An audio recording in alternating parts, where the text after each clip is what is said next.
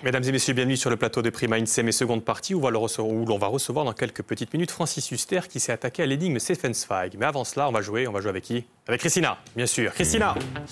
Bonjour. Bonjour, comment allez-vous? Ça va bien, merci. Prenez place.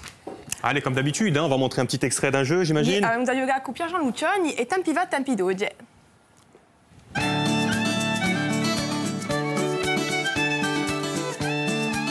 Saluto a tutti, eccoci oggi in Gusciò, chiamato dall'antichi l'Altuviano, sapete che qui scalano tutti i pastori da Sartinese, anche a Portovecchio e poi anche da Fiumorpo, visto che i pastori di Chissà e diventati regolari appena più su, ne parleremo che una storia. Allora, siamo parlati in Gusciò per parlare appena giusto appunto di sviluppo istuviano, di passato, oggi di so che si parla ma anche di la bene.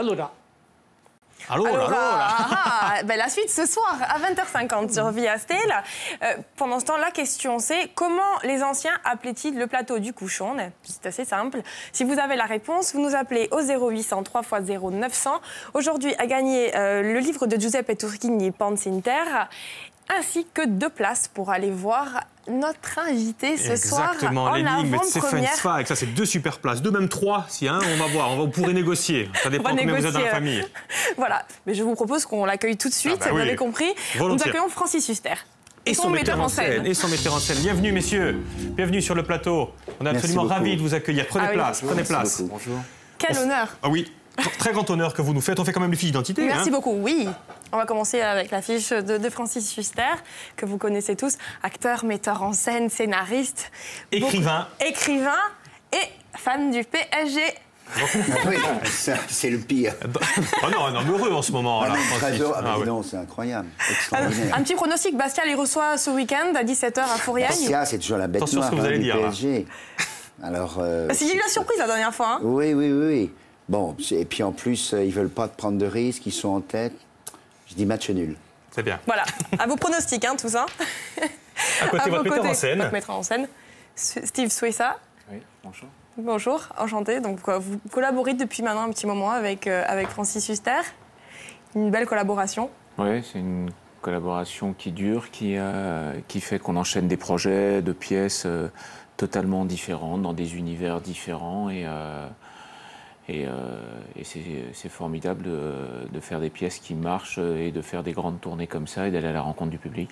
Mais avant de parler de la pièce que vous allez jouer ce soir, ici bien sûr, sur les planches à Ajaccio, on va faire un petit retour sur le passé, non, je crois, Christina? Oui, alors 2 auteurs ont bouleversé complètement votre vie d'artiste. Il s'agit d'Albert Camus et de Stefan Zweig. Oui. Albert Camus, 1000 représentations de la peste. 1000 représentations sur 26 ans. Et la présence de Steve ces dernières années. Oui. 26 ans de peste. 26 ans de peste. Et oui, c'est à travers et vous le lui monde. donnez en plus à chaque fois un visage différent. Dans les années 80, c'était le sida. La peste, oui, c'est ça exactement, Christina. La peste, dans les années 80, quand Jean-Louis Barrault m'a demandé de le monter à la Porte Saint-Martin, ça représentait la peur du sida. Tout le monde avait peur de cette peste-là. Puis dans les années 2000, au début du XXIe siècle, c'était plutôt l'explosion du monde communiste, la Russie. C'était la peste politique. Et aujourd'hui, c'est Daesh. Et donc, les dernières représentations ont été super émouvantes. Ça a été un gros succès au théâtre des Mathurins. Et c'est vrai que j'ai écrit un livre sur Camus pour expliquer que tout ce qu'il avait prédit est arrivé. Et sa déchirure au moment de la guerre d'Algérie, ce sang d'âme, on peut dire, son âme avait saigné. Cette mort foudroyée comme celle de James Dean ou de Kennedy en a fait non seulement le plus grand auteur français vendu dans le monde entier. Il est en 5e position dans le monde, il est en 4e position en France. Albert Camus, c'est la jeunesse aussi de la France. Alors ça a été, oui, toute une partie de ma vie. Et maintenant, c'est Stefan Zweig. Vous avez parcouru l'Europe entière, justement. Hein, oui, et les États-Unis aussi. Ça a été très extraordinaire. Mais comment ça, maintenant, c'est Stefan Zweig? Ça a toujours été Stefan Zweig. Il y a toujours eu les deux, j'ai l'impression, Francis. Oui, mais vous abandonnez un amour pour aller sur un autre. C'est un peu comme une passion qui continue. C'est-à-dire que Camus, disons, c'est le côté gauche. Et Zweig, c'est le côté droit, parce que la différence entre Camus et Zweig, c'est que Camus est un homme extrêmement rigide, extrêmement rigoureux et très limpide. Beaucoup de femmes dans sa vie, un séducteur, cette tuberculose qui ne le quitte pas. Et de l'autre côté, Stefan Zweig, sa tuberculose et lui, c'est d'être juif. Et donc, dans cette guerre 14-18, comme dans cette Autriche du nazisme, comme Einstein, comme Gustav Mahler, là, Zweig Oui, parce que si on prend va jouer sa tête. Si on prend vraiment que le contexte, on se dit que c'est deux personnes qui ont lutté contre le nazisme, deux personnes qui ont vécu la guerre, justement. Oui. Et en final, ce sont deux personnages complètement contradictoires. Complètement contradictoires. Et Steve, quand Steve m'a mis en scène, grâce à Eric Emmanuel Schmidt, qui a fait une adaptation qui a été un succès, mais énorme, on a fait 60 000 spectateurs, la moitié du Stade de France, hein, pour parler de foot. Et quand Steve m'a mis en scène, il a voulu justement que je joue d'une façon très humaine, très déchirée. Ça a été un gros succès, on a eu les nominations Molière et tout. Mais je lui ai dit à Steve, tu sais, je vais peut-être écrire, je voudrais écrire sur la vie. Pourquoi ? Pourquoi ? Parce que lui, c'est la boxe. Hein. Pourquoi ? Il a été boxeur, vraiment. Il en a mis des KO. Et des comédiens aussi qu'il a mis KO. Bon, vas-y, qu'est-ce que je fais ? Mais je lui ai dit oui, parce qu'il y a un secret, il y a une énigme. Pourquoi s'est-il suicidé en 1942 ? Et Stefan Zweig, qui est l'auteur britannique, puisque... Prix Nobel ? Non, justement, il n'a jamais eu le prix Nobel. Tout le monde s'attendait à ce qu'on lui décerne le prix Nobel. C'est un petit peu un prix Nobel oublié, en fait. Exactement. Le Nobel oublié. Et c'est un secret. Pourquoi s'est-il suicidé en 1942 ? Et à part de cette question, Francis, vous avez décidé d'écrire un livre. Alors, j'ai écrit un livre. D'abord, vous commettez un livre. Je commets un livre, exactement. C'est vraiment ça. C'est-à-dire, c'est une enquête. Oui. C'est d'essayer de découvrir ce secret à travers non seulement sa vie privée, mais aussi... plus que son âme, cette face cachée de lui-même. Lui aussi, les femmes ont eu un rôle très important. Il en a quand même eu moins. Lui, il a d'abord épousé une femme qui avait déjà des enfants, après il a eu sa secrétaire. Oui. Vous savez plus de dossiers sur moi que Vous êtes bien au courant, mais justement, non, mais justement, je félicite vraiment, je vous félicite tous les deux, parce que vous donnez l'image justement de Zweig, qui est l'image un peu pasteurisée, édulcorée. Voilà, cet homme ayant écrit des œuvres qui ont été portées au cinéma, les chefs-d'œuvre, au théâtre, Volpone, Lettres d'une inconnue, oui, tout. Et lu à l'école. Mais il y a un secret. Et c'est ce secret que j'ai essayé d'abord, d'une façon littéraire, de révéler. Donc un livre qui sortira le 15 octobre. Qui sortira le 15 octobre. On a déjà eu le prix Devoir de mémoire pour le livre et Schmitt nous a fait une préface extraordinaire. Je dis nous parce que Steve m'a dit, ben voilà. On va lui poser des questions. On va maintenant faire une pièce de théâtre. Mais donc il y a ce livre et du coup vous avez décidé d'en faire une pièce de théâtre avant la sortie du livre. Oui. Et là, qu'est-ce qu'il est venu vous voir, Steve ? Il a dit, allez, on fait ça, on fait une pièce de théâtre ? C'est-à-dire qu'il s'est passé sur le joueur d'échecs une rencontre comme celle de Camus avec Huster, très très forte. Parce que tout d'un coup, Zweig et Huster, ils ont un point commun. C'est que s'ils ne trouvent pas un sens à leur vie, lui par les mots et l'autre par le jeu, ils meurent. Et ils ont une extrême sensibilité comme ça qui fait que la vie leur fait trop mal. Donc, s'ils ne sont pas dans leur art et s'ils ne construisent pas, ils se détruisent. Voilà. Et il y a eu cette fusion énorme. D'ailleurs, vous le regardez sur l'affiche, ou vous regardez sur la couverture du livre avec la photo de Francis en Zweig en dessous. C'est fulgurant ce qui se passe. Donc là, le travail de ce soir consiste, avec un peuple vrai, qui sont les Corses, avec un peuple avec lequel on ne peut pas faire de chichi, avec des gens cash, entre guillemets, à être cash. Donc il va donner son interprétation de Zweig, comme il le sent, comme il l'a ressenti pendant des mois et des centaines de représentations de sa vie, son œuvre, sa mort. Voilà. Oui, mais enfin, une fois qu'on a dit ça, comment vous allez... C'est quoi la mise en scène ? Vous êtes à un bureau, vous lisez, donc vous allez lire votre livre, Francis ? On a déjà donné deux représentations. Une représentation où c'était la lecture. Ça, en Belgique, ça a été... magnifique, mais ça a duré 2h20. Et, vous êtes debout en plus ? Oui, debout, mais ça c'est comme un chef d'orchestre. Et les mots, ce sont tes musiciens. Et puis une deuxième version qui était d'une version où le public était beaucoup plus jeune, beaucoup plus... et j'ai senti qu'il fallait que je lui parle. Donc en fait, c'était presque une masterclass sur Stefan Zweig. Ce soir, à l'auditorium, dans cette salle qui est très intéressante parce que c'est juste justement une salle où tu peux pas tricher avec le public. Tout le monde voit bien, tout le monde est là, tu es proche des spectateurs. Suivant la répétition que va diriger Steve, on va choisir une des deux versions. Mais c'est sûr que... on ne sait pas encore. Ben non, parce que je pense que... C'est une énigme, Vous vraiment. la choisissez, une petite question, mais vous la choisissez au moment des répétitions ou vraiment quand vous rentrez avec le public? Non, on va la choisir cet après-midi sur les répétitions. Steve va sentir si on peut vraiment aller jusqu'au bout en fonction du public. Vous lui faites une confiance absolue, alors... Je lui fais une confiance absolue, parce que... Alors, revenons quand même quelques petits mots sur cette énigme. L'énigme, il n'y a pas d'énigme, Zweig. Il est allé en Brésil. Au Brésil, il y avait... Puis il s'est suicidé. Vous avez mené quand même une grande enquête, Oui, si on peut dire. C'est depuis sa de naissance. l'investigation. En fait, mais je ne dis pas le secret de l'énigme, mais la question est la suivante qui peut se poser aujourd'hui pour nos amis musulmans par rapport à ce qui se passe avec Daesh et l'islam qui est ensanglanté comme les terroristes ensanglantent le monde, mais ceux qui croient, qui sont musulmans, qui ont donné leur vie pas seulement pour leur foi, mais pour la France aussi, qui sont morts aussi en 14-18 dans les tranchées de Verdun et pendant la guerre, qui ont été aussi héroïques à leur façon pour sauver la France. La question est la suivante. La famille de Stefan Zweig est venue de Moravie au début, à la fin du 19e siècle. C'était des gens qui étaient tisserands, qui étaient aisés et qui donc viennent à Vienne parce qu'ils pensent que Vienne c'est la liberté, que Vienne il y a toutes les cultures, toutes les races, toutes les religions, il y a tout. Ils pensent que c'est la liberté pour eux, c'est leur Amérique à eux.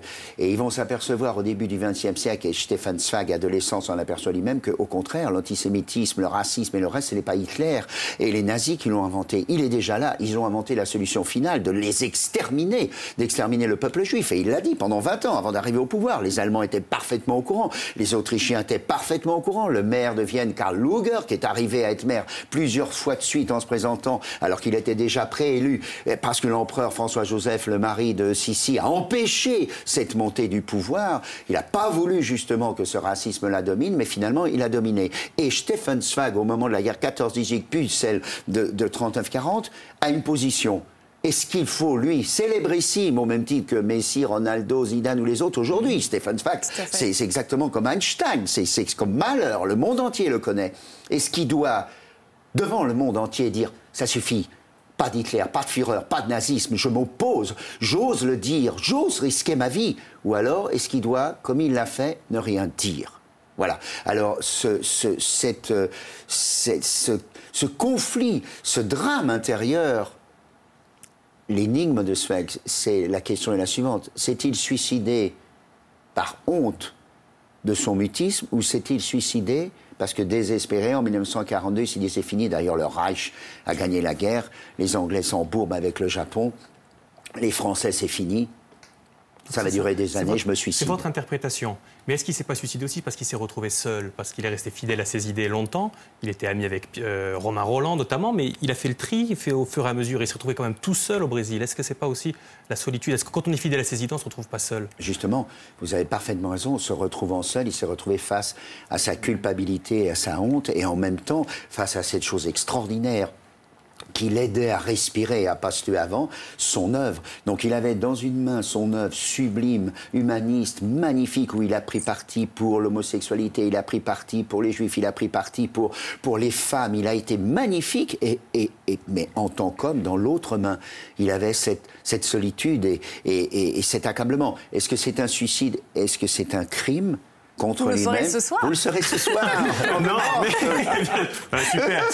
Mais on peut dire que en tout cas, pour étayer tout ça, vous avez eu accès à des archives dont Christine et moi n'avons pas accès. Absolument incroyables. Vous êtes un spécialiste de Zweig, vraiment, hein, pour le coup. Je pense que, j'ai voulu creuser pour m'appuyer sur des faits vrais. Juste Christine, il y avait un tweet qui est apparu. Conseillez-moi un livre à lire pour commencer Zweig. Tiens, puisque vous en êtes là. Amok et Lettres d'une inconnue. Steve aussi. Amok, Lettres d'une inconnue et La confusion des sentiments.